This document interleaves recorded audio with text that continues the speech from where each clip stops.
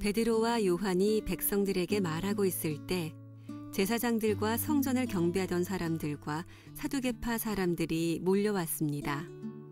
그들은 두 사도가 백성들에게 죽은 자 가운데서 부활하신 예수님을 가르치고 그들에게 설교하는 것 때문에 마음이 편치 않았습니다. 유대 지도자들은 베드로와 요한을 붙잡았습니다. 그러나 날이 어두워졌기 때문에 두 사람을 다음 날까지 감옥에 가두었습니다. 그러나 베드로와 요한의 설교를 들은 사람 중에서 많은 사람들이 믿음을 갖게 되었는데 그 수가 5,000명 정도나 되었습니다. 이튿날 유대 통치자들과 장로들과 율법사들이 예루살렘에 모였습니다. 대제사장 안나스를 비롯하여 가야바, 요한, 알렉산더, 그리고 대제사장 가문에 속한 사람들이 다 모였습니다. 그들은 베드로와 요한을 앞에 세워놓고 도대체 너희가 무슨 능력으로 또 누구의 이름으로 이런 일을 하느냐 라며 신문하기 시작하였습니다. 그때 베드로가 성령으로 충만하여 그들을 향해 다음과 같이 대답했습니다. 백성의 통치자와 장로님들, 여러분이 묻고자 하는 것이 오늘 우리가 태어날 때부터 걷지 못하는 사람에게 행한 선한 일에 관한 것입니까? 그 사람이 어떻게 해서 낫게 되었는지를 묻는 것입니까? 그렇다면 여러분들과 모든 이스라엘 백성은 이것을 아셔야 합니다. 이 사람이 나은 것은 나사렛 예수 그리스도의 능력으로 말미암은 것이라는 사실입니다. 여러분들은 십자가에 못 박았지만 하나님께서 다시 살리신 나사렛 예수 그리스도의 이름으로 이 사람이 완전히 나음을 얻어 여러분 앞에 서 있습니다. 이 예수님은 건축자들이 버린 돌이지만 집 모퉁이의 머릿돌이 되셨습니다. 예수님 외에는 다른 어떤 이에게서도 구원을 받을 수 없습니다. 하나님께서는 온 세상에 우리가 구원받을 만한 다른 이름을 주신 적이 없습니다. 공의회 의원들은 베드로와 요한이 교육을 받지 못한 평범한 사람인 줄 알고 있었는데 이렇게 담대하게 말하는 것을 보고 놀랐습니다. 그제서야 비로소 그들은 베드로와 요한이 예수님과 함께 있던 사람이라는 것을 알게 되었습니다. 네, 가슴에 손을 얹고 우리 믿음을 고백하고 함께 말씀을 나누겠습니다. 제가 먼저 고백하겠습니다. 하나님은 나를 사랑하십니다. 나는 그 사랑 안에 있습니다. 하나님은 오늘 나에게 말씀하실 것입니다. 그 말씀에 능력이 있습니다. 그 말씀에 생명이 있습니다. 나의 마음을 하나님께 열겠습니다. 나의 생각을 예수님께 집중하겠습니다. 들은 만큼 변합니다. 들은 만큼 행복해집니다. 오늘 저희는 사도행전 4장 말씀을 함께 나누려고 합니다. 사도행전 4장 말씀은 3장에서 일어난 한 사건 때문에 이어진 내용입니다.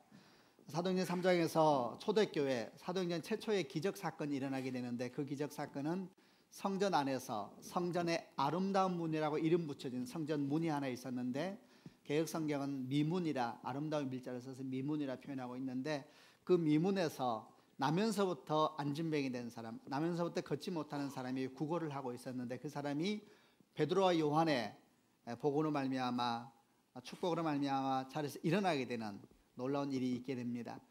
금과 은은 내게 없지만 내게 있는 것으로 네게 주노니 곧 나사렛 예수 이름으로 일어나 걸어라 하면서 그 안진뱅이 된 사람의 손을 잡아서 일으키니까 성경은 기록하기를 발과 발목에 힘을 얻고 그가 일어나서 성전 안으로 들어가면서 나오면서 춤을 추고 깡충깡충 뛰면서 하나님께 영광을 드렸더라 라는 사건이 기록이 됐습니다. 이 기적이 일어나게 되면서 야단이 났습니다. 성전 안에서 일어났으니까 많은 사람이 이것을 목도하게 되었고 이 주변을 막 모여들기 시작하고 이 나면서부터 걷지 못하는 사람이 일어나게 된 사건을 일으킨 베드로와 요한 주변에 막 모여들기 시작을 했습니다. 그러자 이 베드로와 요한이 주변에 모여든 사람들에게 일장 설교를 하기 시작합니다. 왜 우리를 주목합니까? 이 능력과 이 힘이 우리로부터 시작됐다고 생각을 합니까? 그렇지 않습니다. 이렇게 말하면서 예수님에 대한 이야기를 하기 시작합니다. 여러분이 십자가에 못 박혀 죽은 예수 그리스도, 그분을 하나님께서 살리셨고 바로 그분이 이분을 일으키시는 능력이십니다. 그분만이 우리를 구원할 분이십니다. 이렇게 말씀하시면서 베드로와 요한의 설교가 기록이 시작이 되는데, 이 내용이 사도행전 3장 가운데 쭉 기록이 되어 있었습니다. 그런데 이렇게 베드로와 요한이 설교를 하고 있을 때에 그 많은 사람들이 그 주변에 모여 있는 것을 바라본 일련의 사람들이 그 모임에 참여하게 되었습니다. 그리고 그들 또한 베드로와 요한의 설교를 듣게 되었는데, 이 설교를 들으면서 그들 마음 가운데 마음이 불편해지기 시작했습니다. 오늘 저희가 나누려고 하는 사도행전 4장 이야기는 바로 이들에 대한 얘기로부터 시작을 합니다. 먼저 4장 1절과 2절 말씀을 같이 한번 읽어보겠습니다. 읽겠습니다. 시작. 베드로와 요한이 백성들에게 말하고 있을 때에 제사장들과 사두개파 사람들이 몰려왔습니다. 그들은 두 사도가 백성들에게 죽은 자 가운데서 부활하신 예수님을 가르치고 그들에게 설교하는 것을 때문에 마음이 편치 않았습니다. 제사장들과 성전을 경비하던 사람들과 사두개파 사람들이 몰려왔다, 이렇게 되어 있습니다. 상황을 한번 상상하시기를 바랍니다. 아마도 이방인의 뜰이었겠죠. 이방인의 뜰은 아무나 들어갈 수 있었습니다. 거기에서 베드로와 요한이 서 있는데 주변에 막 많은 사람이 몰려들어서 설교를 하고 있으니까 성전을 지키던 사람들, 제사장들, 사두개파 사람들, 이 사람들이 모여들어서 거기에 몰려가서 이제 설교를 듣게 된 겁니다. 근데 설교를 들으면서 이들이 마음이 편치 않았다, 이렇게 기록되어 있죠. 마음이 이렇게 불편해지기 시작했습니다. 이 마음이 불편해졌다, 마음이 편치 않았다는 표현은 개역 성경은 싫어했다라는 표현으로 기록을 하고 있는데, 이 마음이 편치 않다라는 표현이나 싫어했다라는 표현은 당시 이들의 마음에 있었던 느낌들을 조금 약하게 전달하고 있는 것 같아요. 원래 이 마음의 모습을 설명하고 있는 헬라어가 의미하는 것은 뭐냐면, 단순히 좀 불편해졌다, 싫어했다는 말이 아니라 분노했다라는 뜻입니다. 분개하고 경노합니다. 그러니까 설교를 들으면서 이들이 마음이 막 뒤집어지는 거예요. 너무 마음이 상했습니다. 너무너무 화가 났습니다. 이런 상황이 된 겁니다. 왜 그들이 이렇게 분노했는가, 마음이 이렇게 막 뒤집어졌는가? 이유는 설교의 내용 때문이었습니다. 그 내용은 어떤 내용이었냐면은 예수님에 대한 얘기를 하고 있었는데, 예수께서 죽은 자 가운데서 부활했다는 것과 그분이 우리의 구원자가 되신다라는 선포를 하고 있었기 때문에 그 설교의 내용을 들으면서 지금 말했던 모여든 사람들이 마음이 상하기 시작하고 분노가 일어나기 시작한 겁니다. 우리는 이 내용을 좀 묵상을 하면서 우선 어떤 고난이 베드로와 요한에게 닥쳤는가라는 걸 묵상하기 전에 이 사건의 한 주인공으로 등장하고 있는 일련의 사람들에 대한 얘기를 좀 해보려고 합니다.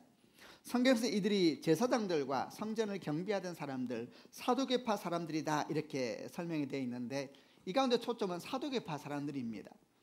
예수님 당시에 이스라엘에 종교적인 영향력을 끼치고 있었던 세 무리가 있었습니다. 우리가 잘 아는 사람들입니다. 하나는 사두개파라고 일컬어지는 사람들이고, 하나는 바리새인들, 또 하나는 에세네파라고 말해지는, 에세네파는 열심당이라는 이야기입니다. 이 에세네파는 아예 사회를 떠나버렸습니다. 그래서 광야에 들어가서 자기들만의 공동체를 짓고 살았으니까 예루살렘 내에서는 영향력이 없었다고 보면 되겠지요.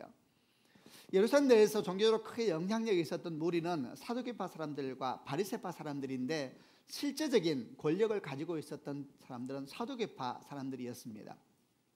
이 사두개파라는 이름은, 사두개라는 이름은 어디서 비롯되었냐면은 다윗과 솔로몬 시대의 제사장 중에 사독이라고 하는 이름을 가진 제사장이 있었습니다.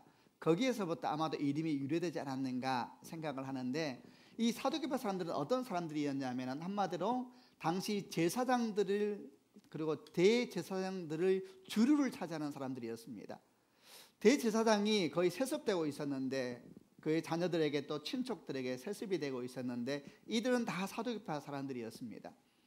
이들은 사회적으로 보면, 종교적으로 보면 귀족들이었습니다. 권력이 있는 사람들이어서 돈도 가지고 있었고 힘도 가지고 있었고, 그리고 당시 유대 사회에서 가장 영향 있는 사람들이 모여 있는 공의회 우리 얘기를 자주 하지 않습니까? 사내들인이라고 하는데, 이 사내들인의 주 흐름을 가지고 있었던 사람들, 주류를 이루고 있었던 사람들이 사두개파 사람들입니다. 바리새인들도 일부가 공의에 들어가 있었지만은 대부분은 사두개파 사람들이 힘을 가지고 있었으니까 힘과 권력을 가지고 있는 주류가 사두개파 사람들이다라고 생각을 하면 됩니다. 오늘 이야기에 있어서 베드로와 요한을 향해서 분노했던 사람의 주류는 바로 이 사두개파 사람들이 그 모습을 나타나고 있는 겁니다. 이들이 왜 그 설교에 대해서 분노를 하고 있었냐면 사도교파 사람들이 가지고 있는 교리가 있었습니다. 그들은 우선 부활을 믿지 않았습니다. 부활을 믿지 않을 뿐만 아니라 그리고 사람들이 장차 하늘나라에 가서 상급을 받는 것도 믿지 않았습니다. 그리고 죽고 난 다음에 형벌이 있다라는 것도 믿지 않았습니다. 이들의 신앙적인 칼날의 특징은 뭐였냐면 사람이 이 땅에 살 동안 믿음에 관련이 있는 것이고 죽고 나면 그대로 끝이다 라는 생각을 이 사도교파 사람들이 가지고 있는 신앙의 모습이었습니다. 당연히 이들은 천사도 믿지 않았고 그리고 영도 믿지 않았습니다. 눈에 보이는 이 세상 너머에 초월적인 세상이 있다는 것도 믿지 않았습니다. 영적인 세상의 세계에 대한 것도 믿지 않았습니다. 좀 이해가 되시겠죠? 이들이 신앙의 칼날을 그대로 보여주는 것입니다. 물론 그들도 유대인이었지만 신앙의 칼날가 이러다 보니까 구약 성경도 다 믿지 않았습니다. 그들은 모세 오경만을 믿었고 나머지 것들에 대해서는 신뢰성에 대해서 조심스러워하는 신앙의 칼날을 가지고 있었습니다. 아까 말씀드린 것처럼 이들도 유대인이었는데 왜 이들은 이런 신앙의 모습을 가지고 있었을까? 그리고 이런 신앙은 결국 어떤 영향을 미쳤을까 생각을 해보게 됩니다. 왜 이들은 이런 신앙을 가지게 되었을까? 물론 역사적인 배경은 많이 있지만 이런 신앙이 굳게 되는 아주 중요한 이유 중에 하나는 그들은 현실이 너무 좋았습니다. 우선 이들은 유대인이라고 그렇게 말씀을 드렸습니다. 유대인입니다. 그리고 그들은 조상들로부터 전해받은 율법이 있었고 하나님께서 모든 민족에게 복을 전하기 위해서 축복의 통로로 부르신 거룩한 사명도 있었습니다. 육신적으로는 아브라함의 후손이었고 다윗의 자손이었습니다. 그럼에도 불구하고 그들의 믿음에는 심각한 문제가 있었습니다. 그 믿음의 핵심은 아까 말한 것처럼 눈에 보이는 것만이 그들이 신앙의 핵심이었기 때문이었습니다. 그들은 눈에 보이지 않는 것에 관심이 없었습니다. 이렇게 신앙의 모습을 가지고 있는 데다가 삶도 그런 쪽으로 계속 달려가다 보니까 현실이 너무 좋은 겁니다. 아까 말한 것처럼 그들은 유대 사이의 귀족계층의 아주 큰 이익 집단을 이루면서 대제사장 가문을 세습하고 있었고 또 공회의 대부분을 차지하면서 힘을 가지고 있었고 힘과 권력과 부유한 삶을 누리고 있었으니까 이런 삶과 그들이 가지고 있는 왜곡된 신앙관이 만나게 되니까 아주 그냥 신앙의 모습이 그대로 밖으로 드러나게 된 거죠. 그들은 현실이 변화되는 게 싫었습니다. 그들은 현재가 계속 유지되는 게 좋았습니다. 지금이 계속되기를 좋아하니까 뭐 초월적인 세계가 있다든지 충분히 눈에 보이는 게 좋으니까 영적인 세계가 있다든지 이런 거에 대해서 좋아하지 않는 것이죠. 지금이 충분히 좋은데 왜 부활에 대해서 꿈을 꾸겠습니까? 이런 생각들이 그들의 신앙 가운데 있었던 겁니다. 그러다 보니까 그들이 생각하는 하나님은 누구였냐면 어떤 분이셨냐면 현실만의 하나님이십니다. 현재만 함께 하시는 하나님. 그래서 그 하나님이 자신들의 삶을 뒤흔든다든지 또는 삶을 새로운 지경을 향하여 도전하게 한다든지 이런 것에 대해서는 그들은 원하지 않았습니다. 그들만의 신앙관을 가지고 그들만의 신앙 속에서 살아가고 있는 사람들이 사도계파 사람들이었습니다.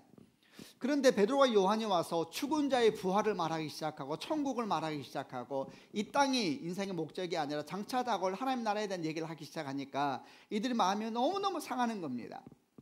기존 질서를 흐트려 버릴 것 같은 불편함도 있었을 겁니다. 그래서 어떻게 했는가? 그래서 체포해서 공의회에 세우게 된 겁니다. 이런 모든 상황을 생각해 보면 굉장히 아이러니이죠. 이들도 하나님의 이름을 주장하는 사람들입니다. 그들도 하나님의 이름으로 하나님의 사람을 체포한 겁니다. 그들도 모세오경을 주장하면서 하나님께서 그들과 함께한다고 말하기를 좋아하는 사람들이었습니다. 그리고 하나님의 이름으로 또 역시 하나님의 말씀을 거부하고 있는 모습을 나타내게 된 겁니다. 또 역시 왜 그런가 한 가지 결론은 돌아갑니다. 그들은 이 땅이 너무 좋았습니다. 이 땅이 너무 좋으니까 이 땅에 있는 모든 것들이 변하지 않기를 원하니까 천국에 대한 모든 것이 불편해지는 겁니다. 우리는 베드로와 요한이 겪었던 사도행전 최초의 고난에 대한 얘기를 하기 전에 이 고난에 직접적인 당사자로 등장하고 있는 사도계파 사람들의 믿음을 생각하면서 아주 중요한 교훈을 찾아야 합니다. 그것은 이 세상이 좋은 사람들, 이 세상으로 소망을 갖는 사람들은 결코 하늘나라에 대한 소망을 갖지 않는다라는 겁니다. 성경을 보게 되면 지금 제가 말씀드린 사두개파에 대한 얘기도 나오고 바리새인에 대한 얘기도 많이 나오지요. 예수님께서는 주로 바리새인을 공격하셨습니다. 그렇죠. 사두개인에 대한 얘기는 잘 안 나오죠. 그럼 우리가 생각할 때에 사두개인보다 바리새인이 더 문제라고 생각하기 쉬운데 그렇지 않습니다. 훨씬 더 사두개인이 문제였습니다. 실제로 바리새파 사람들 중에는 예수를 믿는 사람들이 많이 생겨났습니다. 대표적인 사람이 사도 바울입니다. 그는 스스로를 바리새인 중에 바리새인이라고 소개했던 사람이죠. 또 한 사람이 잊을 수 없는 사람은 요한복음 3장에서 한밤중에 예수를 찾아와서 복음에 대해서 물었던 니고데모라는 사람도 바리새인이었고 공의의 사람이었습니다. 여러분, 바리새인 중에는 예수를 믿는 무리들이 많이 나왔습니다. 그런데 성경에 사두개인으로 예수를 믿은 사람에 대한 기록은 한 명도 없습니다. 그리고 주님도 그 사두개에 대한 얘기는 별로 안 하고 있다는 사실이 역으로 우리가 주목을 해야 됩니다. 어쩌면 바리새인의 신앙보다 더 위험한 신앙이 바로 사두개인의 신앙이라는 것을 생각나게 하는 것입니다. 그들의 신앙의 핵심에는 이 땅이 있다 그랬습니다. 여러분, 그리스도인은 이 땅을 배타시하지 않습니다. 터부시하지 않습니다. 그러나 최소한 그리스도인은 이 땅을 소망으로 삼지는 않습니다.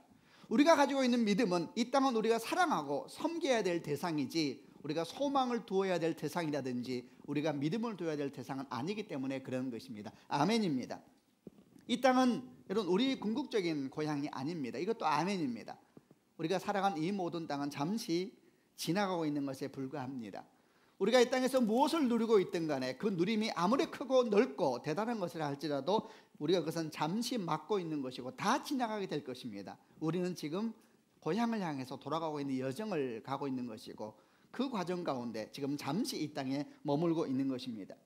성경 가운데 이런 말씀들은 계속해서 우리 가운데 도전을 하고 있습니다. 히브리서 11장 13절부터 16절에 있는 말씀을 좀 읽어보려고 하는데 제가 먼저 13절 말씀을 읽어보겠습니다. 이 사람은 다 히브리서 11장에 나오는 믿음의 사람들을 말하는 겁니다. 이 사람들은 모두 믿음을 따라 살다가 죽었습니다. 그들은 하나님께서 그의 백성에게 약속하신 것을 받지는 못했으나 앞으로 올 것들을 멀리서 보고 기뻐하였습니다. 그들은 스스로 자신들이 이 땅에서 나그네일 뿐이라고 고백하였습니다. 14절. 만일 그들이 떠나온 고향을 생각한다면 이 떠나온 고향은 아브라함 같은 사람은 갈대아 우르나 하란을 말하는 겁니다. 이 땅에 있었던 고향을 생각했다면 다시 되돌아갈 수도 있었을 것입니다. 16절. 그러나 16절 읽겠습니다.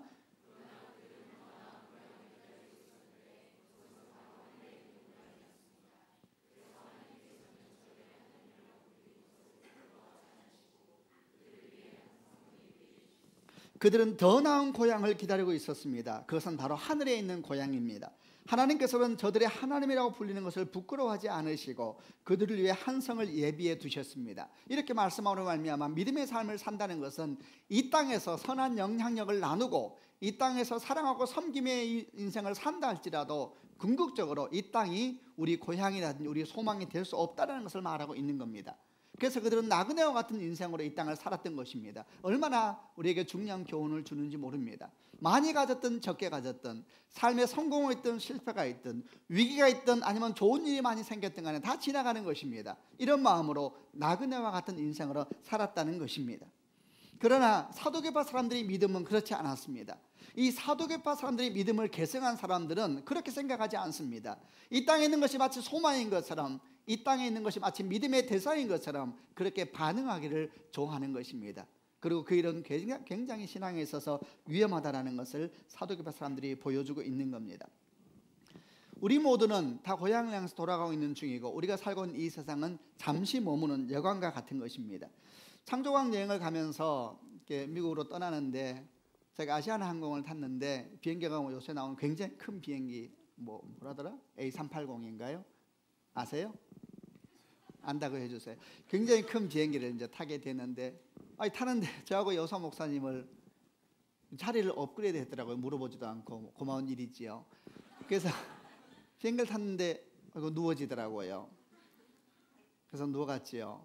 원래 저는 비행기 타면 거의 자는데 자지 않았죠. 누려보려고. 여러분 그래서 계속 가는데 계속 누워서 갔어요.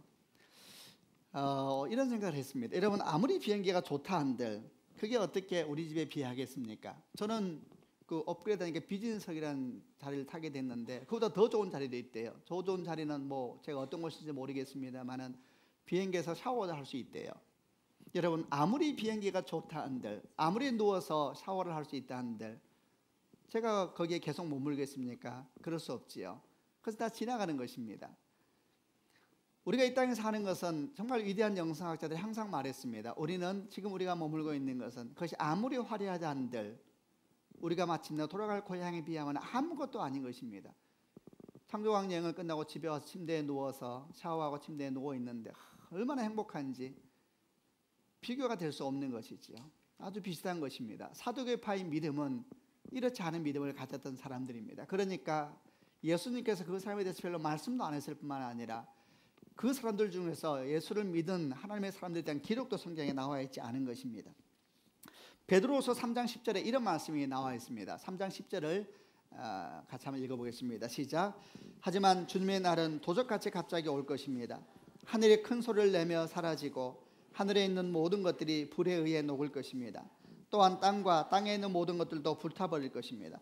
주님의 날은 도적같이 갑자기 올 것인데 하늘이 큰 소리로 사라지고 하늘에 있는 모든 것들이 불에 의해 녹을 것입니다. 또한 땅과 땅에 있는 모든 것들도 불타버리고 말 것입니다. 하늘도 사라지고 땅도 불타버리게 될 것입니다. 아무리 아름다운 것들도 아무리 놀라운 것들도 아무리 기적적인 것들도 하나님의 나라가 올 때는 다 사라지고 말 것입니다. 그것은 본질적인 것이 아닙니다 라고 말씀을 하고 있는 것이고, 뒤에 어떤 말씀이 나오는지 아세요? 그러므로 오늘 우리가 어떻게 살아야 되겠습니까? 이렇게 권면하는 말씀으로 이어지고 있습니다.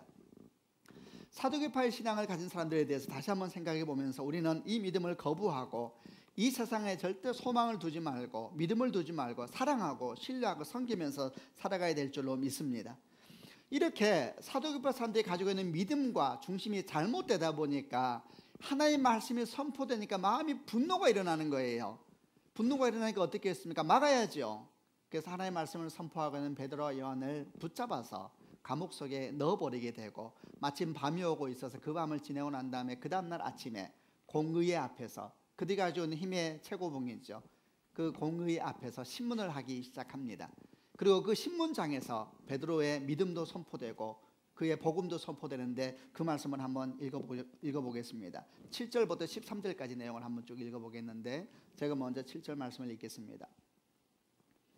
그들은 베드로와 요한을 앞에 세워놓고 도대체 너희가 무슨 능력으로 또 누구의 이름으로 이런 일을 하느냐라고 신문하기 시작했습니다.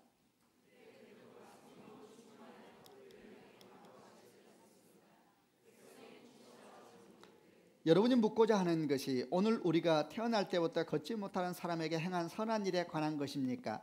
그 사람이 어떻게 해서 낫게 되었는지를 묻는 것입니까?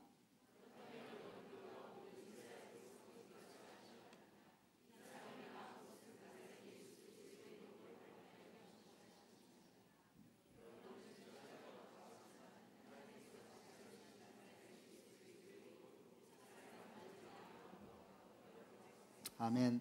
이 예수님은 건축자들이 버린 돌이지만 집 모퉁이의 머릿돌이 되셨습니다.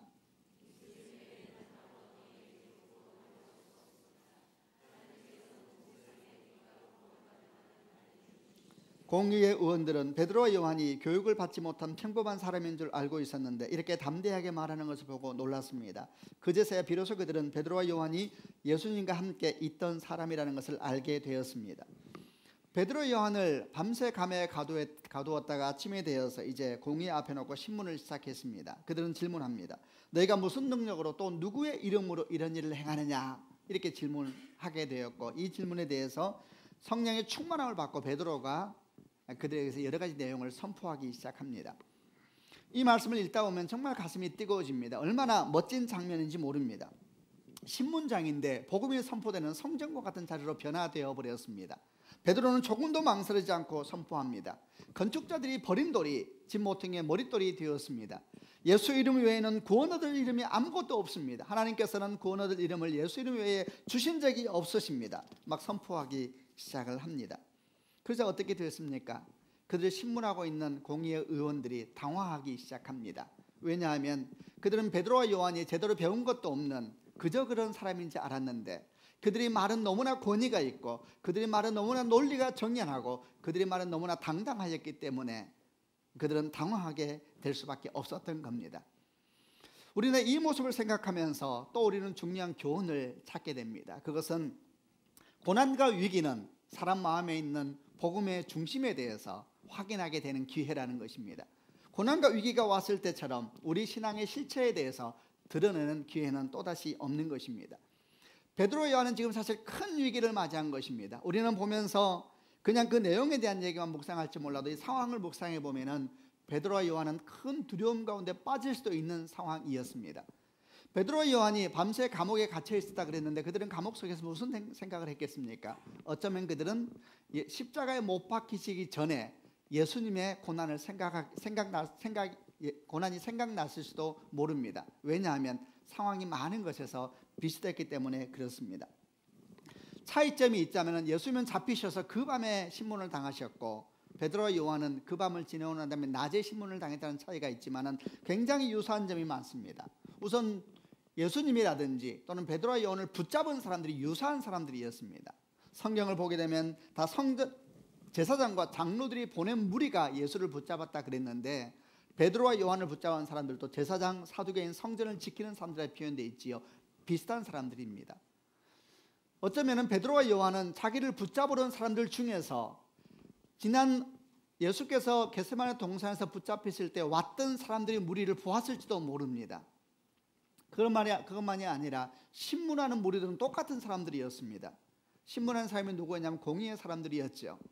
예수님을 신문했던 사람들도 그들이었습니다. 바로 그들이 예수님을 십자가에 못 박으라고 결론을 내렸었는데 똑같은 상황 속에서 베드로와 요한도 신문을 받게 된 겁니다. 이런 모든 모습을 생각할 때 어쩌면 베드로와 요한의 마음 가운데 큰 두려움이 임했을지도 모릅니다. 어쩌면 그들도 죽을지도 모른다라는 그런 두려움과 공포가 왔을지도 모릅니다. 원래 두려움이라는 것은 과장되게 확장되면서 이렇게 자꾸 옆으로 퍼져가지 않습니까? 그런데 그런 위기 속에서 베드로와 요한의 내면에 있는 신앙의 중심이 터져나오기 시작했습니다. 위기가 처했을 때에, 어려움이 왔을 때에 사람 안에 있는 중심이 밖으로 나오는 법이지 않습니까? 그런 위기 속에서 베드로와 요한은 신문을 받고 있었는데 그는 조금도 망설이지 않고 이렇게 말했습니다. 백성의 통치자와 장로님들이여, 여러분이 묻고자 하는 것이 태어날 때부터 걷지 못하는 사람에게 우리가 행한 선한 일에 대한 것입니까? 이 사람이 어떻게 해서 낫게 되었는지를 묻고 있는 것입니까? 만약 그렇다면 여러분 아셔야 합니다. 이 사람이 낳은 것은 나사렛 예수 그리스도의 능력으로 말미암아 낳은 것입니다. 여러분은 예수 그리스도를 십자가에 못 박았지만 하나님께서 그분을 부활시키셔서 바로 이 사람을 낫게 하는 능력이 되게 하셨습니다. 그는 조금도 망설이지 않고 말합니다. 건축자들이 버린 돌이 진모퉁이의 머릿돌이 되셨습니다. 예수만이 구원의 이름이십니다. 예수 외에는 어떤 구원도 없습니다. 이렇게 막 선포하고 있는, 그야말로 베드로와 요한의 마음에 있는 중심에 있는 신앙의 핵심들이 막 흘러나오고 있었던 겁니다. 우선 여러분, 베드로와 요한은 자기들이 왜 붙잡혀 와 있으며 지금 왜 신문받고 있는지를 너무나 잘 알고 있었습니다. 이유는 단순합니다. 첫째는 예수 이름을 말했기 때문이요, 두 번째는 부활에 대해서 말했기 때문입니다. 그 두 가지가 합쳐지면서 사두개인은 받을 수가 없는 내용을 선포하고 있었던 겁니다. 아까 말한 것처럼 이 신문은 굉장히 위험한 방향으로 흘러갈 수가 있는 신문이었습니다. 예수님께서도 그렇게 죽으셨거든요. 굉장히 위험한 방향으로 흘러갈 수 있는 신문이라는 걸 왜 몰랐겠습니까? 그들이 이 위기를 탈출하기 위해서는 해서는 안 될 말들이 있었습니다. 예수를 말하면 안 되고 부활을 말하면 안 되는 거였죠. 사실 이들은 그 외에도 할 수 있는 말들이 많았습니다. 그러나 그들은 다른 말을 하지 아니하고 아주 직접적이고 속히 예수에 대한 얘기를 하기 시작했습니다. 저는 이들의 모습을 생각하면서 이 일이 굉장히 위험한 일인 줄 알았다면 다른 말을 할 수도 있었을 것이고 그 다른 말이 거짓말도 아니었을 터인데 라는 생각도 해보았습니다. 이 사람들은 이 위기를 벗어나기 위해서 안진병에 일어난 사람에 대한 얘기를 계속할 수 있었을 겁니다. 보십시오, 이 사람이 이렇게 일어났습니다. 얼마나 이 사람이 기쁜지 아세요? 자, 이 사람 얘기 좀 들어보세요. 얼마나 기쁘세요? 한번 뛰어보세요. 달려보세요. 그러면서 이 기적에 대한 얘기를 계속할 수도 있었을 겁니다. 이 사람이 원래 안진병인 걸 여러분이 아시냐고 그 얘기를 계속하면서 이 사람이 낳은 기적에 대한 얘기로 계속 주목하게 하면서 이야기를 끌어갈 수도 있었을 겁니다. 또 아니면 이렇게 말할 수도 있었을 겁니다. 여러분, 우리는 한 번도 비윤리적인 일을 한 적이 없습니다. 저희는 도적질한 적도 없고 사기를 친 적도 없고 거짓말한 적도 없습니다. 이러면서 자기의 윤리성에 대한 설명을 할 수도 있었을 겁니다. 아니면 또 이런 말을 할 수도 있었겠죠. 그들이 신문하고 있는 대제사장과 공의회 의원들을 향하여서 우리는 여러분에 대해서 한 번도 나쁘게 말한 적이 없습니다. 우리는 사두개인에 대해서 나쁘게 말한 적이 없습니다. 굳이 말했다면 예수께서 하셨지 저희는 옆에 있었고 아무 말도 하지 않았습니다. 여러분, 이런 얘기는 다 사실입니다. 많은 얘기를 하면서 그 위기를 벗어날 수도 있었을 겁니다. 그러나 그들이 선포한 내용을 보게 되면 그들은 그렇게 하지 않았습니다. 아주 직접적으로, 그리고 아주 속히 나사렛 예수에 대한 얘기를 속히 말하기 시작합니다. 마치 나머지 모든 것은 핵심이 아니고 이것이야말로 진짜 핵심입니다 라는 것을 말해야 되는 사람인 것처럼, 다른 모든 것은 빨리 지나가 버리고 속히 예수에 대한 얘기를 하기 시작합니다. 다른 모든 것은 중요한 것이 아닙니다 라는 선포를 하고 있는 것처럼 그 예수에 대한 얘기를 급히 빨리 하기 시작합니다. 그것도 명확한 목소리로, 조금도 애매하지 않은 말로, 누구라도 알아들을 수 있는 말로 예수에 대한 복음을 선포하고 있었던 겁니다. 이 모습을 생각해 보시기를 바랍니다. 우리는 아까 했던 첫 교훈으로 돌아가 보게 됩니다. 위기는, 그리고 고난은 삶에 내면에 있는 신앙의 실체를 드러냅니다. 왜냐하면 진짜 뭐가 있는지가 드러나는 때는 고난의 때거든요. 여러분, 이것은 사도행전 안에서 신문 맡은 베드로와 요한의 얘기만이 아닙니다. 우리도 마찬가지입니다. 우리가 진짜 무슨 신앙을 가지고 있는가, 우리가 진짜 무엇을 믿는가라는 것은 평소에는 모릅니다. 우리 삶에 위기가 오고 우리 삶에 고난이 오고 왜 내 삶에 이런 일이 생기는 것일까라는 해석할 수 없는 상황이 되었을 때에, 그때 우리의 내면에 있는 신앙의 중심은 드러나게 돼 있는 것입니다. 저는 이를 묵상할 때 하다가 제가 군에 있었던 잊어지지 않는 한 사건을 잠깐 생각해 보았습니다. 제가 군 생활을 한 곳은 강원도 철원이었는데 어느 날 봄이 됐는데, 봄이 되니까 산에서 얼마나 철쭉과 진달래가 얼마나 아름답게 피었는지 몰라요. 그런데 우리 연대장님이 지나가시다가 산에 철쭉과 진달래가 너무 아름다우니까 한 말씀 하셨습니다.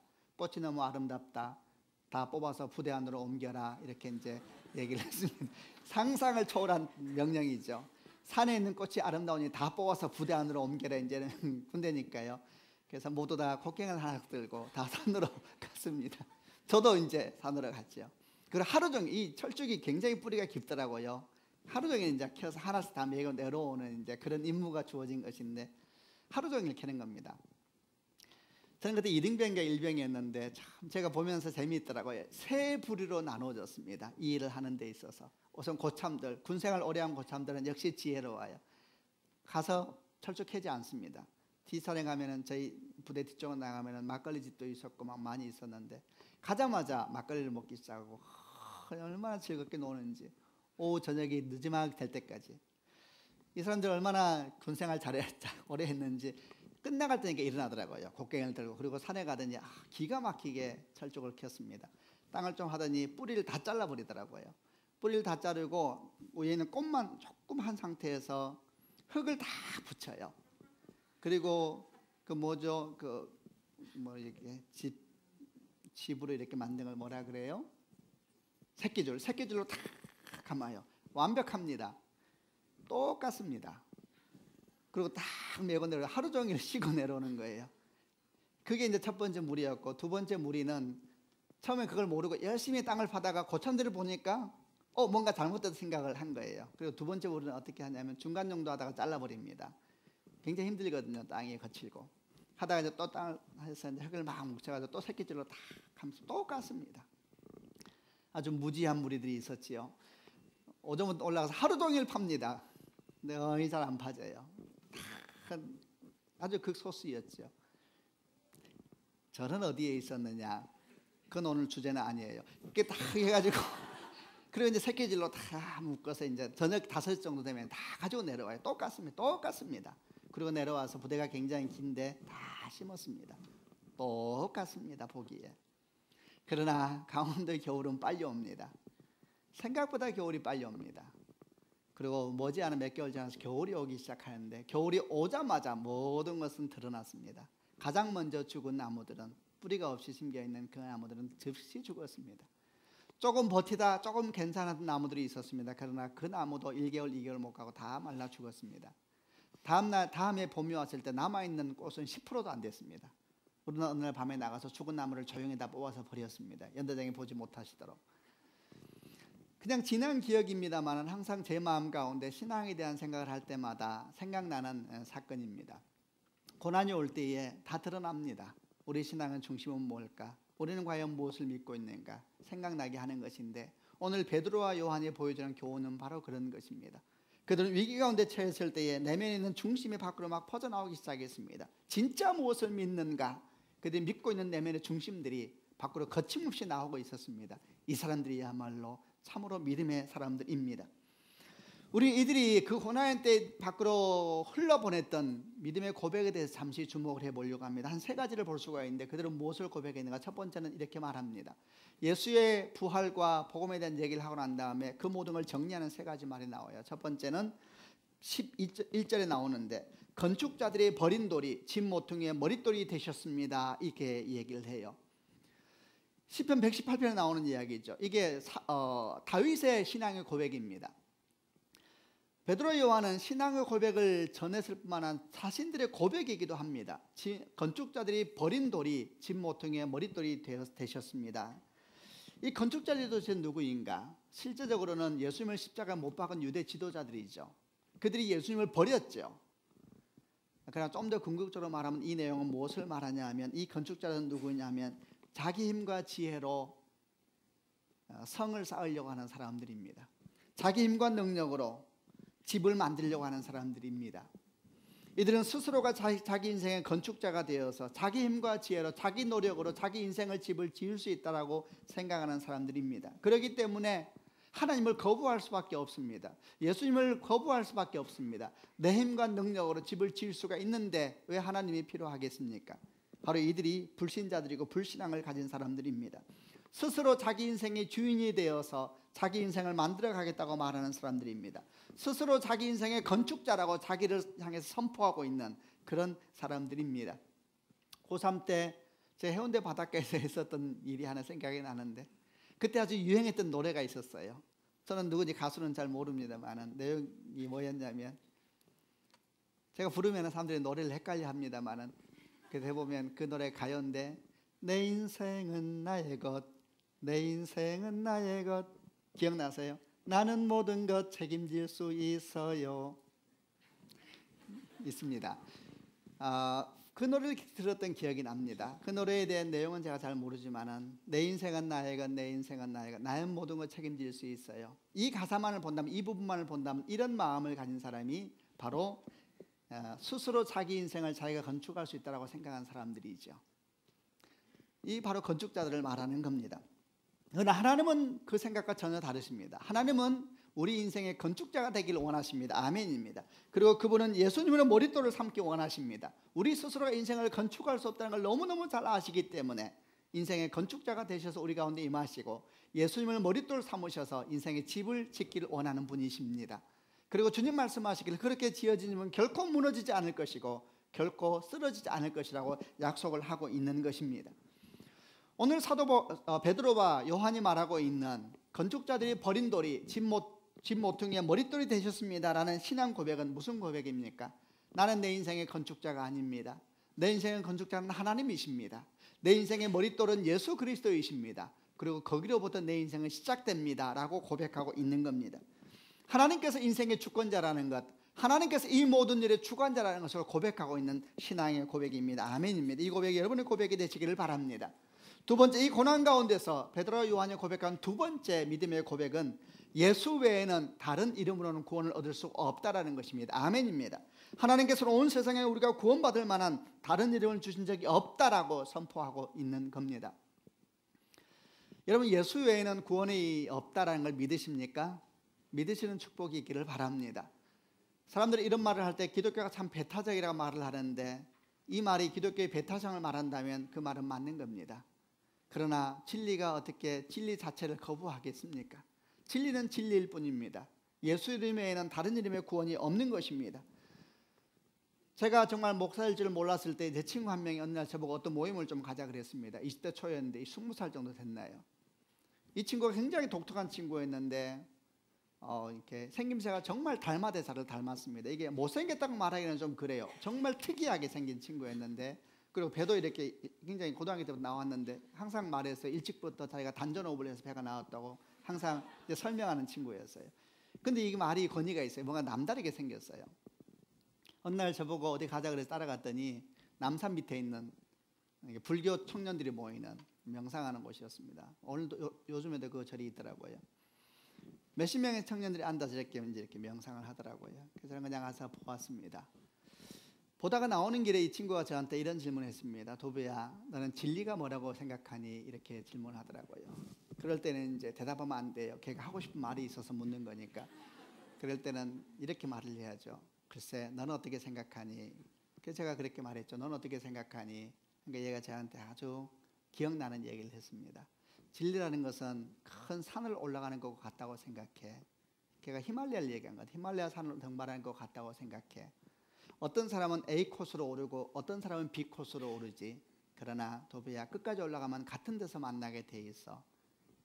진리는 하나인 거야. 어떤 사람은 불교라는 길을 따라 진리를 찾아가고 어떤 사람은 기독교라는 길을 따라 진리를 찾아가지만 그러나 꼭대기는 하나이기 때문에 같은 곳에서 만나게 될 거야. 이렇게 설명을 하더라고요. 그걸 여러분 종교다원주의라고 합니다. 여러분, 성경은 절대 그렇게 말하고 있지 않습니다. 성경은 다른 길은 없다라고 말하고 있습니다.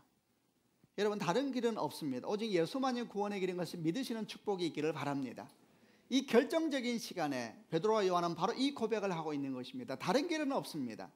저는 간간히 설교할 때 제가 캐톨릭을 싫어하지 않는다고 말씀을 드립니다. 저는 교황을 존경합니다. 아주 훌륭한 분이시더라고요. 그러나 캐톨릭이 가지고 있는 교리 가운데 도저히 받을 수 없는 교리들이 많이 있습니다. 그 중에 하나가 종교다원주의적인 교리가 있지요. 예수 외에도 다른 곳에서 구원의 가능성이 있는 것처럼 말하는 것에 대해서 그건 아주 비성경적입니다. 예수 외에는 구원이 없습니다. 다시 말하자면 그로 말미암아 우리가 참으로 배타적으로 보이고 너무나 고지식해 보인다 할지라도 성경 말씀을 믿음으로 말미암아 우리가 그렇게 보인다면 그걸 당연히 받아야 될 줄로 생각을 합니다. 바로 이 이야기를 베드로와 요한이 두 번째 선포를 하고 있습니다. 마지막 하나, 그가 아주 위기 때에 선포했던 믿음의 고백은 그 뒤에 나오는 것입니다. 이 모든 얘기를 하고 났을 때에 바리새파 사람들이, 사두개파 사람들이 당황을 합니다. 그러면서 그들끼리 회의하여서 베드로와 요한에게 위협을 합니다. 다시는 예수 이름으로 말하지 마라. 그리고 이제 풀어주려고 하는 상황이었죠. 다시는 예수님을 말하지 마라 그랬을 때에 세 번째 신앙 고백이 나옵니다. 우리가 하나님의 말씀을 듣는 것과 여러분의 말을 듣는 것 중에 어떤 것이 더 옳은 것인지 판단해 보십시오. 우리는 보고 들은 것을 말하지 않을 수 없습니다. 이렇게 말을 합니다. 인생의 기준이 하나님의 말씀이라는 것에 대해서 분명히 고백하고 있는 또 한 번의 신앙의 고백이죠. 여러분, 이런 보석 같은 고백이 베드로와 요한이 위기에 처해 있을 때 나온 신앙의 고백입니다. 말씀을 정리하면서 여러분 축복하기 원합니다. 우리 인생도 이런 일은 날마다 반복되고 있다고 생각을 합니다. 우리 믿음은 과연 무엇일까? 그리고 그런 위기와 어려움을 겪을 수 있는 능력은 어디에서 오는 것일까? 그것은 분명한 중심에서 온다는 것을 기억하시는 축복이 있기를 바랍니다. 여러분에게 하나님은 누구십니까? 그리고 여러분이 가지고 있는 믿음의 본질은 무엇입니까? 혹시 우리는 사두개인들처럼 세상을 향한 소망을 가지고 세상을 향한 믿음을 가지고 살고 있지는 않은지, 우리는 그 신앙을 거부해야 되고 오직 예수 그리스도 그분에게 뿌리를 받고 나아가는 믿음의 사람이 되어야 될 줄로 믿습니다. 그런 축복이 있기를 바랍니다. 아멘. 기도하십시다.